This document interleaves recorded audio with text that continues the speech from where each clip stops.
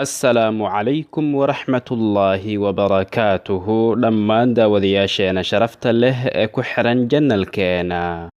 salaadu waa tiir aad u muhiimsan oo ka mid ah tiirarka diinta islaamka, waana farad ama waajib uu alle subxaanahu wa tacaala inagu farad yeelay, waana jaraanjar uu qofka mu'minka ah ku gaari karo meel aad u sarraysa.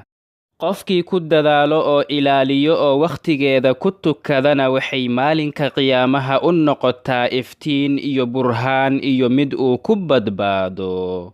waana shayga ugu horreeya ee addoonka wax laga weydiin doono maalinka qiyaamaha. hadday salaadiisu ay wanaagsanaato waxaa wada wanaagsanaada dhammaan acmaashiisa, hadday salaadiisu ay fasahaado ama ay xumaatana waxaa wada xumaada dhammaan acmaashiisa. sidaas darteeda ayuu nabigeena Muxamed calayhi salaatu wassalaam aad inoogala dardaarmay ilaalinteeda. haddaba waxaan muuqaalkan gudihiisa idinkugu soo gudbin doonnaa sida saxda ah ee uu u tukan jiray nabigeena Muxamed calayhi salaatu wassalaam. waxaan rajaynaynaa in uu alle subxaanahu wa tacaala ku anfaco qaar fara badan oo ka mid ah muslimiinta. wuxuu rasuulkeena calayhi salaatu wassalaam ahaan jiray mid aad u daryeela oo muhiimad gaar ah siiya weysada ama weysaqaadka. wuxuuna yidhi: laa tuqbalu salaatun bigayri tuhuur walaa sadaqatun min ghuluul. lama aqbalo salaad aanan tahaaro lahayn iyo sadaqo laga bixiyey shay la soo xaday midna. rawaahu muslim. wuxuu rasuulku calayhi salaatu wassalaam ahaan jiray mid aad ugu xeel dheeraada weysaqaadka oo biyaha wada gaarsiiya dhammaan xubnaha jirkiisa. wuxuuna ahaan jiray sallallahu calayhi wasallama mid u weyse qaata sidii uu alle subxaanahu wa tacaala ku amray inuu ku weyse qaato, isagoo ku camalfalaya qowlka alle subxaanahu wa tacaala ee ahaa: يا أيها الذين آمنوا إذا قمتم إلى الصلاة فاغسلوا وجوهكم وأيديكم إلى المرافق وامسحوا برؤوسكم وأرجلكم إلى الكعبين. يا أيها الذين آمنوا إذا قمتم إلى الصلاة كوا الله سبحانه وتعالى إيو رسولكي سرمييو هدي آد دونيسان إن آد أكعدان صلاة إذنكم طهارة قبن. فاغسلوا وجوهكم لقا وجيدينا وأيديكم إلى المرافق إيو قعمهين إلا إيو جقلك وامسحوا برؤوسكم مدحيننا مسحا وأرجلكم إيو لغهين إلى الكعبين إلا إيو عنقوغا. النية أما النية wuxuu rasuulka alle sallallahu calayhi wasallam ahaan jiray mid u jihaysta oo dhammaan jirkiisa u jeediya qiblada ama kacbada dhankeeda. wuxuuna rasuulku calayhi salaatu wassalaam salaada ka niyeysan jiray qalbigiisa, carabkiisana ooguma uusan dhawaaqi jirin niyada, maxaa yeelay niyada maxalkeedu ama booskeedu waa qalbiga. kadibna wuxuu rasuulku calayhi salaatu wassalaam ku dhawaaqi jiray takbiiratul ixraam ama allahu akbarta ugu horraysa, isagoo indhihiisana ku eegaya halkii uu ku sujuudi lahaa. takbiiratul ixraam ama allahu akbarta ugu horraysana waa rukni ama tiir ka mid ah tiirarka salaaduna ma xirmato la'aanteeda. wuxuuna rasuulku calayhi salaatu wassalaam ahaan jiray mid gacmihiisa kor u qaada ilaa uu kala simo garbihiisa ama qaybaha ugu hooseeya ee dhegihiisa marka uu ku dhawaaqayo takbiiratul ixraamka.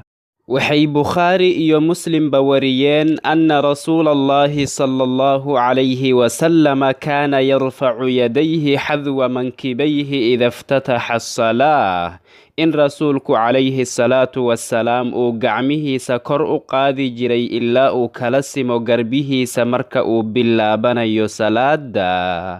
markii uu salaada bilowdo kadibna wuxuu sallallahu calayhi wasallam gacmihiisa kor saaran jiray laabtiisa isagoo gacantiisa midig kor saaraya gacantiisa bidixda kafkeeda kadibna wuxuu rasuulku calayhi salaatu wasalaam qiraa'ada ama akhriska ku bilaabi jiray qaar ka mid ah ducooyinka sida in uu yidhaahdo subxaanaka allaahumma wabixamdika watabaaraka smuka watacaalaa jadduka walaa ilaaha hayruk taasina waa ducada ugu kooban ee ku soo aroortay salaada istiftaaxeeda ama furfurashadeeda ama wuxuu kaloo rasuulku calayhi salaatu wasalaam salaada furfurashadeeda ku akhrin jiray اللهم باعد بيني وبين خطاياي كما باعدت بين المشرق والمغرب اللهم نقني من خطاياي كما ينقى الثوب الأبيض من الدنس اللهم اغسلني من خطاياي بالماء والثلج والبرد tanina waa ducada ugu saxsan ee ku soo aroortay salaada furfurashadeeda ama istiftaaxeeda haddii tan la akhriyo iyo haddii tan hore la akhriyaba dhammaantood waa ay saxan yihiin ducooyinka istiftaaxuna waa kuwo mustaxab ah oo waa ay wanaagsan tahay in la akhriyo balse ma ahan kuwo waajib ah kadibna markii la akhristo ducada istiftaaxa ama furfurashada kadib waxaa la oranayaa أعوذ بالله من الشيطان الرجيم بسم الله الرحمن الرحيم كدبنا وحال أخرنا يا فاتحة مركي لدميو كدبنا وحال أورنا يا آمين آمين تكمد معهن فاتحة بل سوى مد مستحب أو أي وناكسنتهي إن ليراهدو معنهدنا اللهم استجب أما إلهيو أقبل فاتحة مركي لدميو كدبنا وحال آمسنانيا آمسنانير أو لغو قياسو انت اوقفكو كالنفسانيو أو كالي كدبنا وحو أخرنيا ما تيسر من القرآن الكريم أما وحا كجارو أو غفدو دادا قرآن كريم كأه kadibna waad rukuucaysaa adigoo oranaya Allahu akbar kadibna rukuucda ayuu rasuulku calayhi salaatu wassalaam ku ictidaali jiray oo uu toosin jiray wuuna ku nagaan jiray oo ma uusan degdegi jirin calayhi salaatu wassalaam wuxuuna marka uu rukuucayo gacmihiisa saaran jiray jilbihiisa isagoo sii daynaya farihiisa oo madaxiisana la simaya dhabarkiisa markaas buu wuxuu oran jiray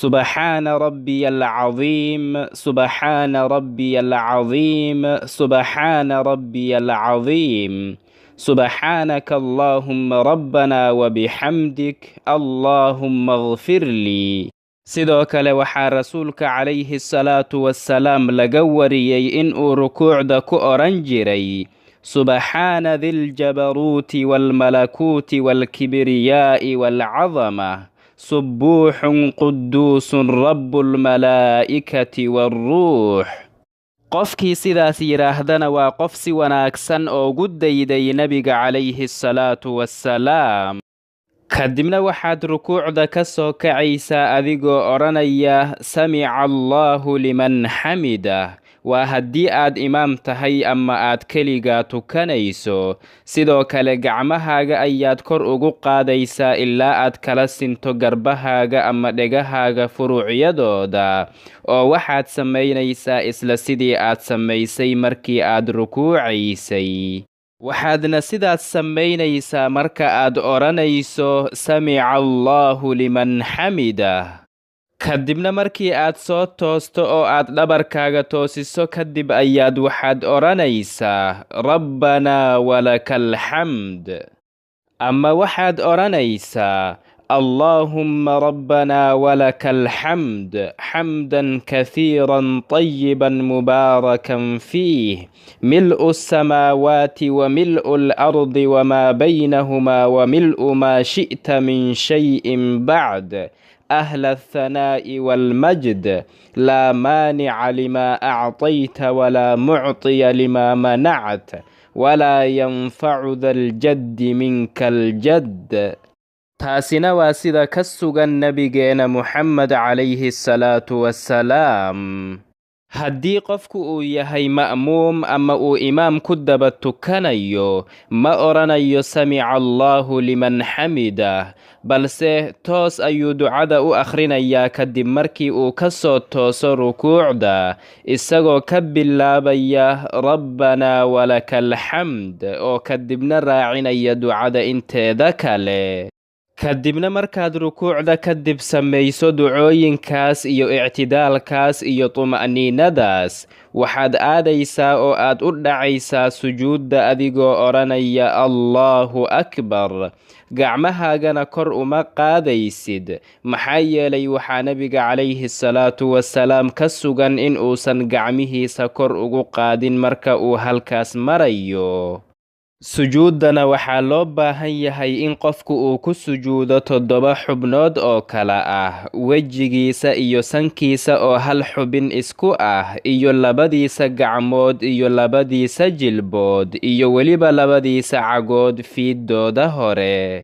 wuxuu yidhi rasuulkeena Muxamed calayhi salaatu wassalaam: umirtu an asjuda calaa 7 acdum على الجبهة وأشار بيده إلى أنفه واليدين والركبتين وأطراف القدمين.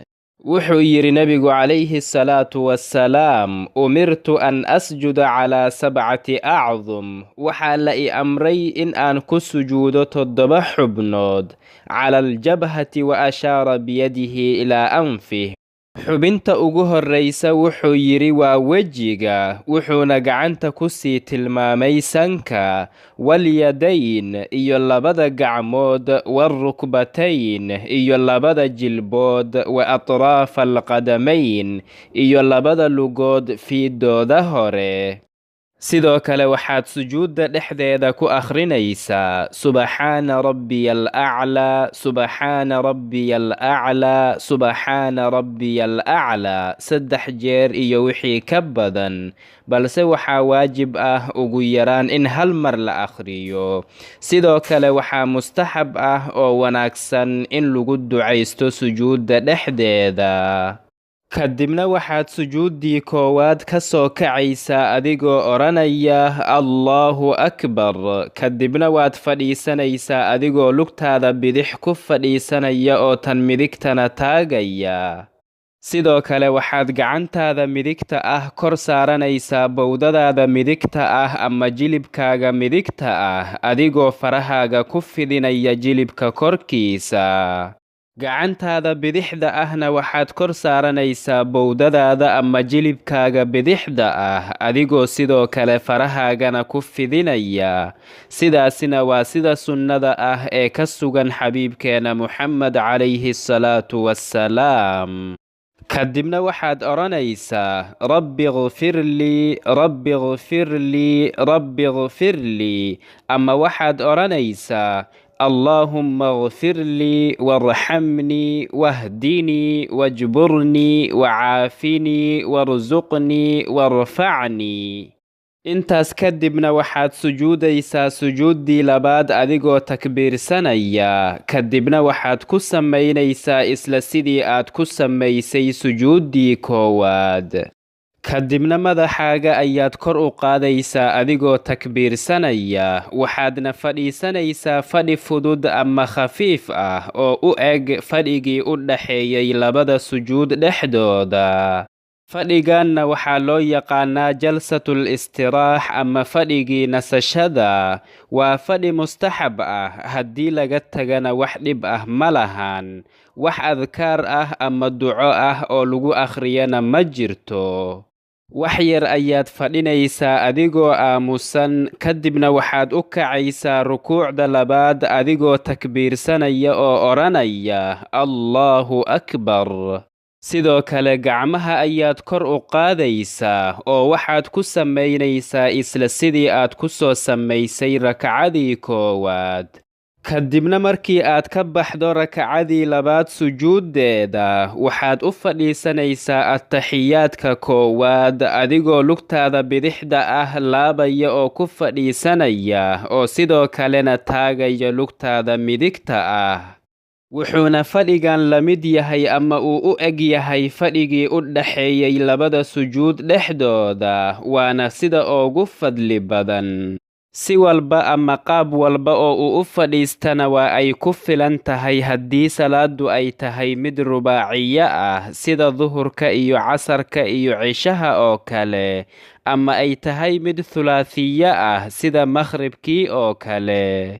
kadibna waxaad akhrinaysaa attaxiyaadka adigoo odhanaya attaxiyaatu lilaahi wassalawaatu wattayibaat assalaamu calayka ayuha annabiyu waraxmatullaahi wabarakaatuh assalaamu calayna wacalaa cibaadillaahi assaalixiin أشهد أن لا إله إلا الله وحده لا شريك له وأشهد أن محمدا عبده ورسوله. kadibna waxaad u kacaysaa rakacada saddexaad adigoo takbiirsanaya oo odhanaya Allahu Akbar oo gacmahana kor u qaadaya. kadibna waxaad akhrinaysaa faatixada markaad dhammaysid kadibna waad rukuucaysaa waxaadna ku samaynaysaa isla sidii aan horay u soo sheegnay. kadibna rukuucda ayaad ka soo kacaysaa adigoo odhanaya samica Allahu liman xamidah, waa haddii aad imaam tahay ama aad keligaa tukanayso. balse haddii aad ma'muum tahay ama aad imaam ku daba tukanayso sidaan horay u soo sheegnayba ma odhanaysid samica Allahu liman xamidah. kadibna waxaad odhanaysaa rabbanaa walakal xamd. kadibna waxaad u hoobanaysaa sujuudda adigoo takbiirsanaya oo dhahaya Allahu Akbar. waxaadna u sujuudaysaa isla sidii aan horay u soo sheegnay. kadibna waxaad u soo fadhiisanaysaa aljalsatu bayna sajdatayn ama fadhigii u dhaxeeyey labada sujuud dhexdooda. kadibna waxaad sujuudaysaa sujuuddii labaad, dhammaantooduna waa isla sidaan horay u soo sheegnay. sidoo kale rakacada afaraadna waxaad ku samaynaysaa isla sidii aad ku samaysay rakacadii saddexaad.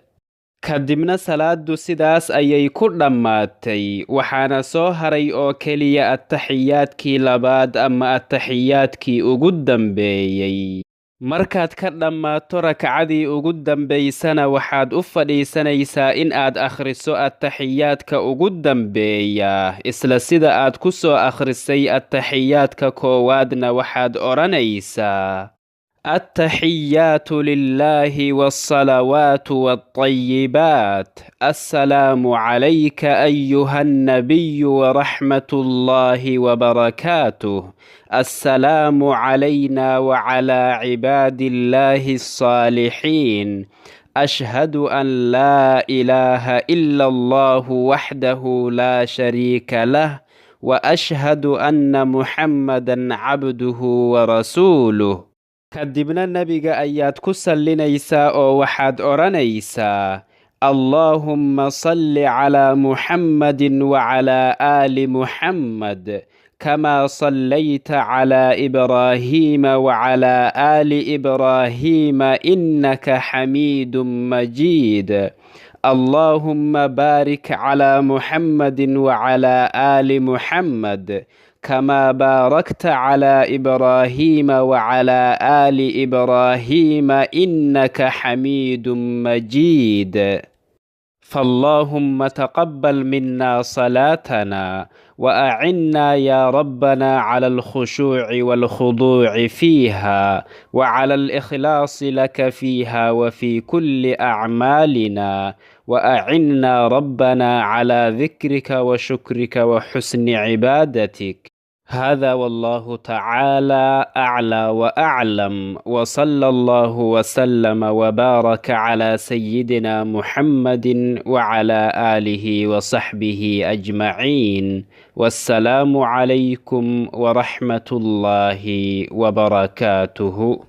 daawadayaasheena sharafta leh, fadlan ha iloobina muuqaalka inaad like saartaan oo aad la sii wadaagtaan asxaabtiina. haddii aad inagu cusub tahayna fadlan ha iloobin janalka inaad subscribe saarato si aad inoo dhiira geliso, gambaleelkana furo si ay kuu soo gaaraan muuqaaladeena xiga.